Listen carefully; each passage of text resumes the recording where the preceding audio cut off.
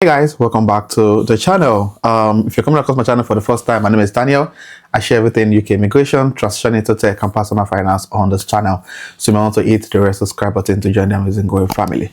Now, getting a visa sponsorship job as an immigrant living and working in the UK is now a whole lot of conversations, to be honest.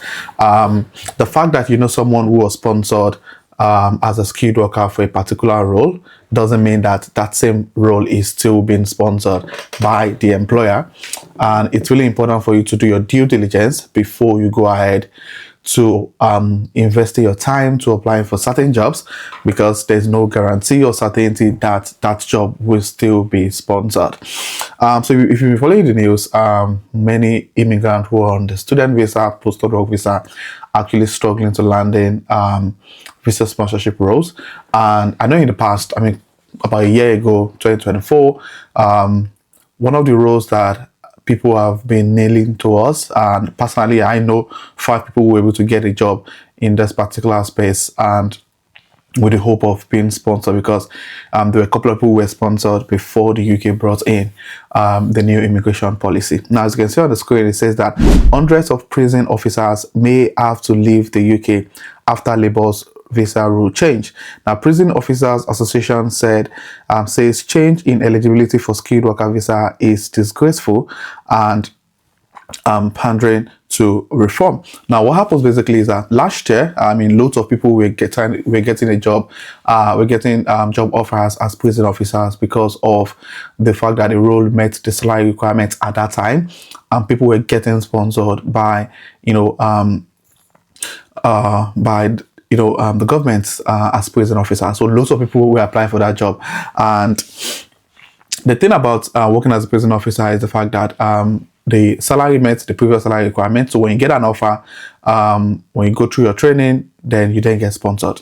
Now, the challenge now is that with the new policy that was brought up by the UK government around salary requirements, most of the civil service have then decided not to sponsor anymore. Not all, for certain roles, not every role. I had a student that got a job as a data analyst with HMRC and got sponsored just a few weeks ago. However, getting a job as a prison officer is no longer a sure pathway to sponsorship anymore. And as you can see from the news, it says that hundreds of foreign prison officers will lose their jobs and could be forced to return to their home countries at short notice because of a change in visa rules introduced by Labour. Governors and a union have warned. Now, more than 1,000 staff, mainly from African countries, have been sponsored by prison across England and Wales, allowing them to come to the UK on the skilled worker visa. So even people outside the country were actually being sponsored as prison officers to stay back in the UK or to relocate to the UK to work. And it was really, for those who know, last year was really a booming period. There were lots of people that got a job as prison officers. Now, but since a rule change in July, overseas prison officers whose contract need to be renewed have been told that they are no longer eligible for a visa if they are paid below the threshold of 41,700. Keir Starmer promised in May to drive down net migration to the UK significantly. Now, the National Chair of Prison Officers Association, said the change was scandalous and done in haste because the government was pandering to reform. Now, what they're saying basically is that, the fact that I even got a skilled worker visa, ideally, when you're renewing the visa, you don't necessarily need to meet the current requirements. Your visa renewal will be based on the requirement as when you got your first visa. However, there are loads of people who have recently gotten a job as prison officers who are still undergoing their training, that they've been promised that they will be sponsored towards the end of their post-study work visa. With the new policy now, they can't be sponsored. So what happens now is that many of them are going to lose their job because, when your visa expires, you don't have any right to work anymore, you're going to lose your job.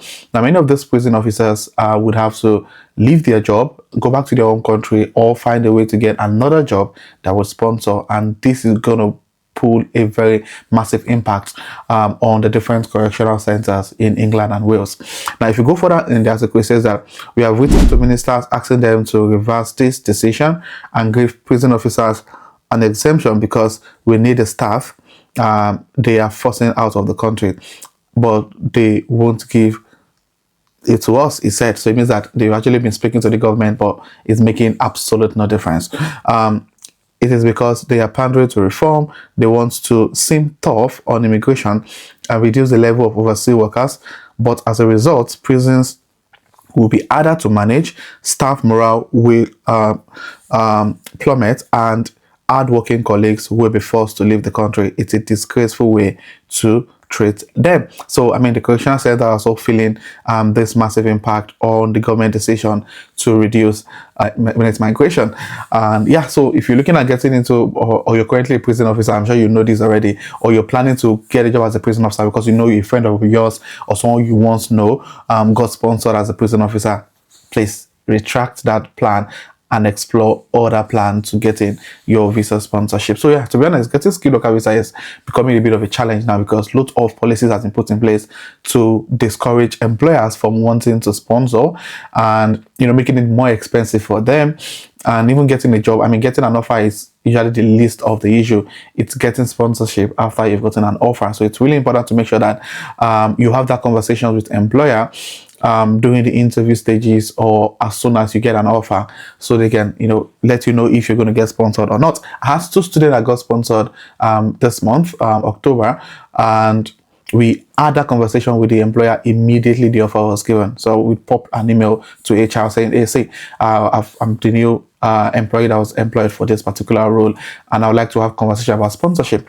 And luckily for the 2 of them, they both below 26, so they had the new entrant advantage, which was all we leveraged on. And even though the job didn't pay up to 41,700, we were able to leverage on the new entrant role, and they both got their COS, and I think we applied for the visas sometime last week. So yeah, it's really important to make sure you have that conversation with the employer.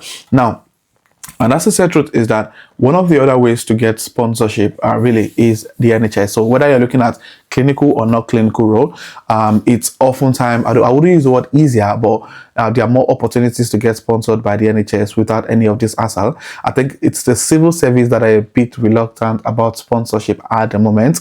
But with the NHS, they don't. If the job meets the salary requirements, it's a full-time, it's a permanent job, they just go ahead to sponsor basically. So make sure that you do your research, do your due diligence, have conversations with HR as early as possible. You don't want to be on the job for a long time hoping that they will talk about sponsorship. They won't. You have to actually take that step. One of my students that got sponsored last month in September, what we did basically was when he got the offer, the employer also said it was with the NHS and it was a data related role. The employer mentioned that they would only sponsor from 3 months to when the postal officer was going to expire.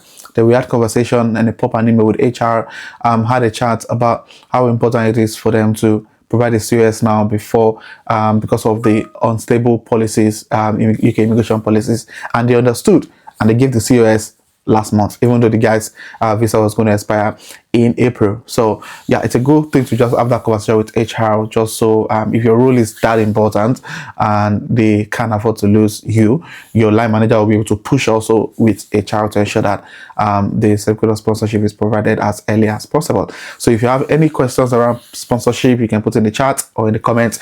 If you want to have a one-to-one session, there's a link in the description of the video where you can click on and have a one-to-one chat with me, so we can have an understanding of where you are, where you're trying to achieve, or what you're trying to achieve, and what you need to get to that particular point. And if you're coming across my channel for the first time, hit the subscribe button to join the amazing growing family.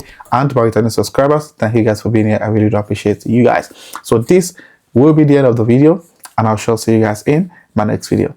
Thank you.